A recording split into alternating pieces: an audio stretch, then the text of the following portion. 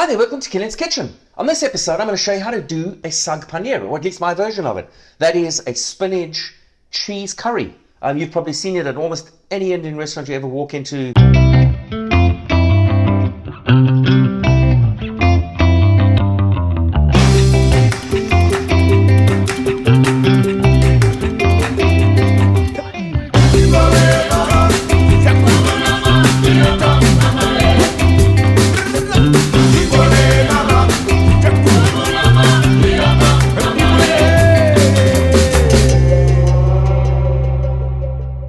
But first, before we get started, what am I drinking? Well, the bloody sun's out, isn't it? So I can't be drinking alcohol. I'm drinking a coffee, but like a cool take on it. First, I get the beans from a tiny little cute store in Mexico, coffee store, where they actually roast the beans on a really old machine in the corner all day.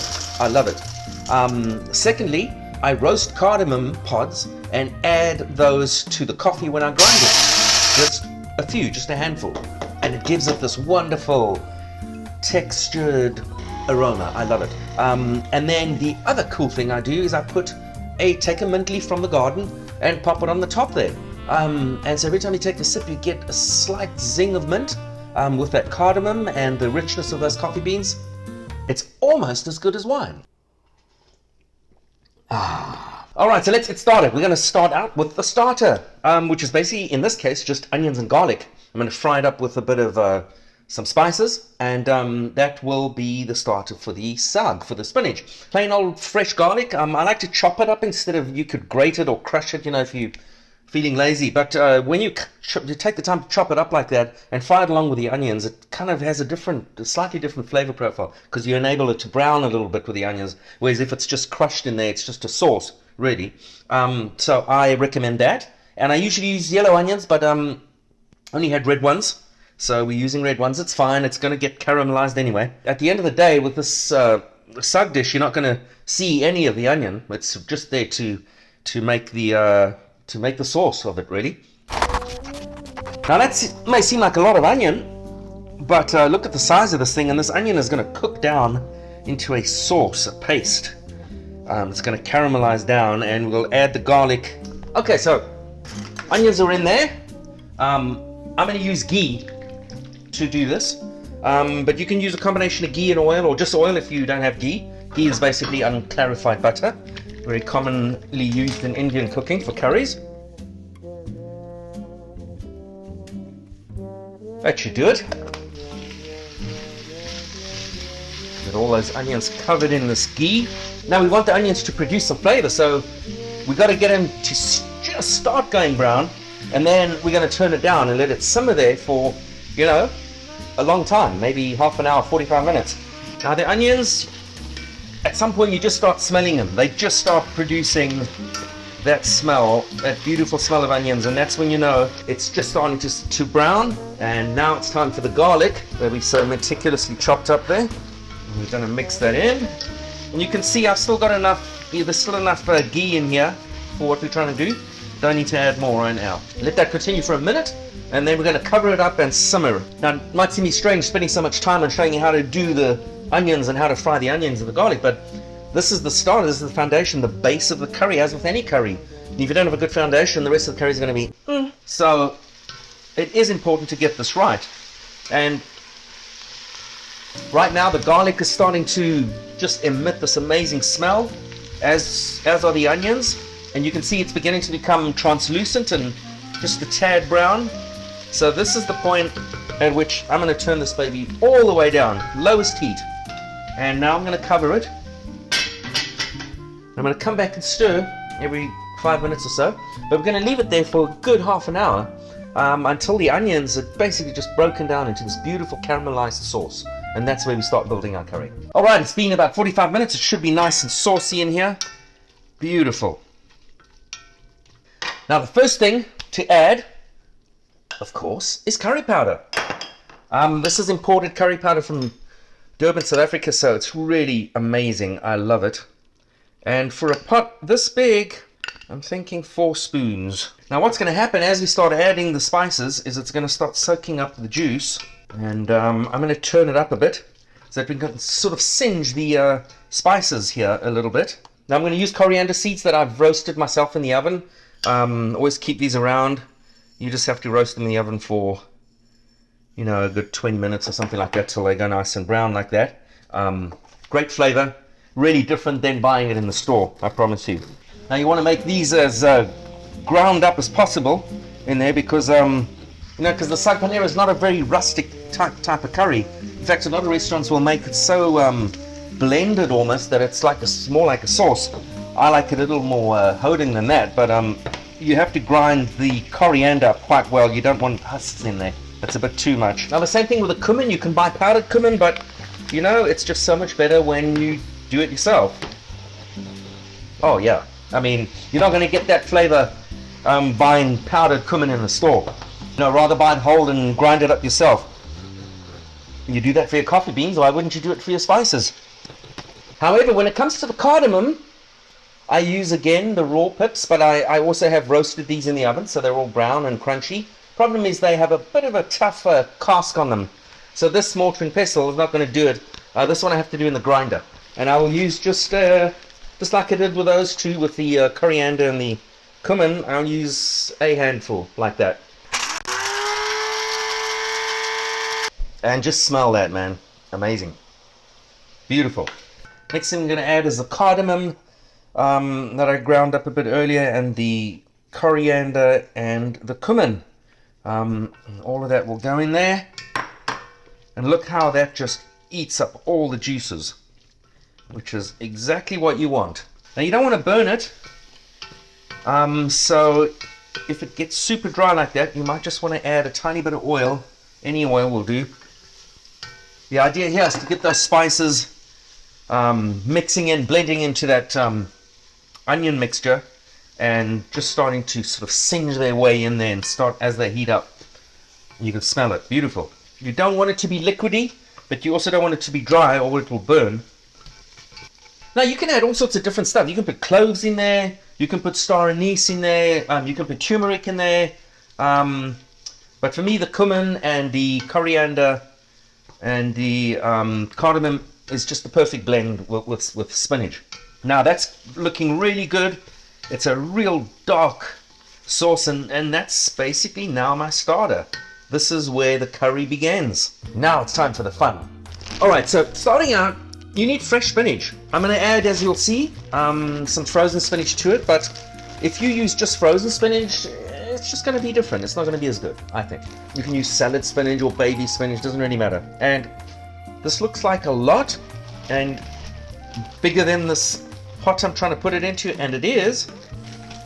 But you will see, miraculously, it's all going to fit in here eventually. Now, as I put it in there, it will start cooking down and getting smaller and making more space.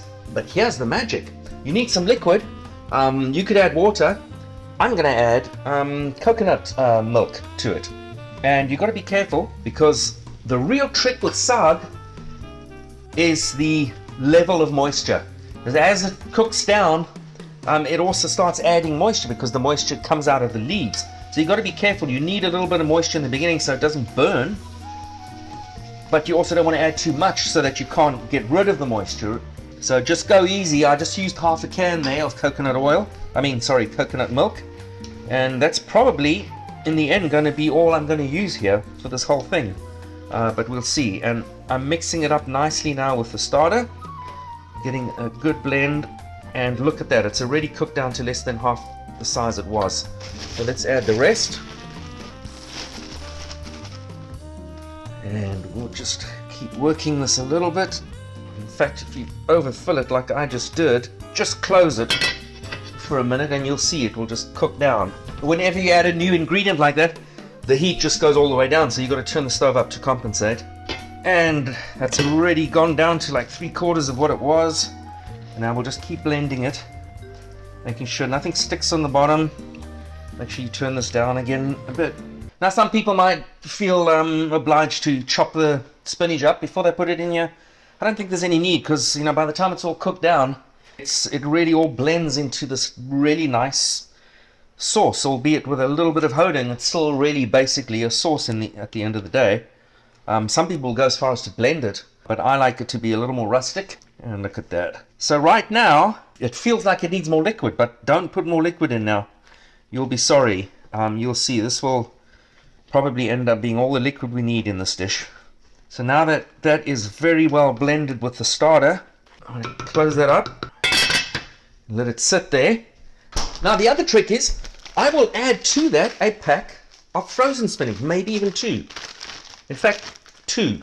And I find it just, it's also a nice texture. That gives it the rusticness. And then this is what enables it to get a bit saucy. And it creates 2 different types of textures there, which I like. So the danger with these things is there's water content inside anything frozen. So to get that out, we're going to use a colander. I'm going to run this colander full of frozen spinach under a hot tap now to make sure that we get rid of all that water. I'm just going to give it a squeeze like that with my hand to try and get as much of this water out of there as possible. And look how much it squeezes down there. This colander was full, and now look what we have. All right, that should do it.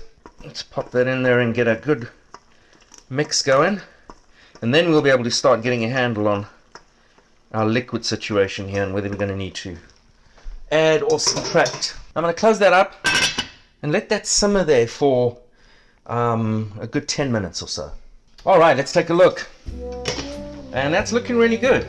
I'm not disturbed by this water content. I think we're in a good shape. Now is the time to do the first taste, just sort of see where we're at. That's quite good. So now's the time for salt. Always leave the salt to the end when doing curries. So let's get that mixed in. Oh, wow. Salt, man, always just brings everything into focus. It's quite sweet. So I don't think I'm going to need to add sugar. I might at the end just add a cinnamon stick in there. It always helps to just bring the sweetness level up a tiny bit. But now it's time for the cheese. Now you can use any kind of cheese really. I've got proper paneer, Indian cheese in here. But you can use fresh cheese, sort of Mexican style fresh cheese, or you can use, European style fresh cheeses. Anything works. I think this is the best because it doesn't fall apart like a lot of the other cheeses do. And the other thing is, look, what you can do is you can cut this into chunks, into little squares, cubes, and then fry them. Which is really quite nice. However, I do find that, I want to let the spinach be the star of the show here, and it's already flavorful and already nice, and the cheese is just there as a cool accompaniment to that, if you like. So I've tried to fry this before, and it's very nice. You fry it in, whatever you want, coriander, curry powder, whatever, and it's really tasty. But when you put it in that, it's just overkill. So I just like to leave the cheese plain as is. I don't do anything to it. So paneer, being a form of fresh cheese, is a very mild cheese. Doesn't have much of a flavor profile to it really. It's not aged or anything like that. It's perhaps a bit more like mozzarella, but a little more with a little more holding. I like to cut them into relatively small chunks, and it's time for the cheese. The cheese is kind of the last thing you do, because the cheese doesn't really need to cook too much in there. And luckily this cheese doesn't melt or disintegrate, but some other cheese you might use will do that, and so you don't want it in there for too long. And the other thing is, if you fry the cheese in curry powder or whatever it is, like a lot of people do, the cheese then is resistant to absorbing anything from the curry that surrounds it.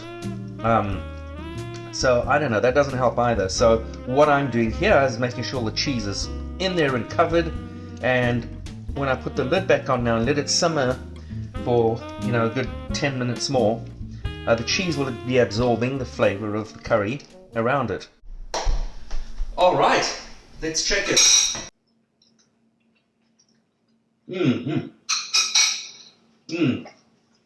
Very good. The cheese has started to absorb the flavor, and it's hot enough. I'm happy with the liquid content of this. So there's really nothing more to do.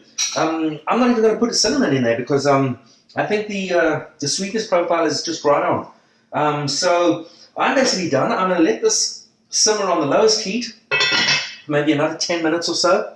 And that's it. That's the Sag Paneer. All right, it's time for Sag Paneer. Now, usually you're going to be having this with rice or naan bread or parathas or, even papadums. But I'm going to try something a little weird. Mexican tostadas. Corn tostadas. The light, crispy white kind.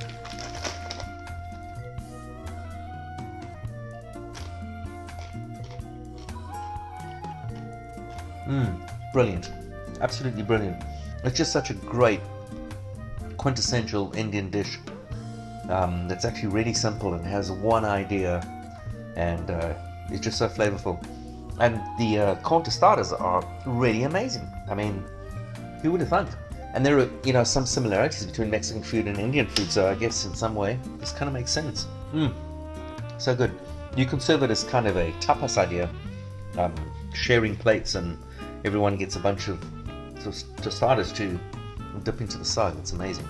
So thanks for watching this episode on how to make Sag Paneer. Go and create your own version of this, add a little this or that there that I didn't do. That's the whole fun in cooking, is you can always remix it. He's the best chef.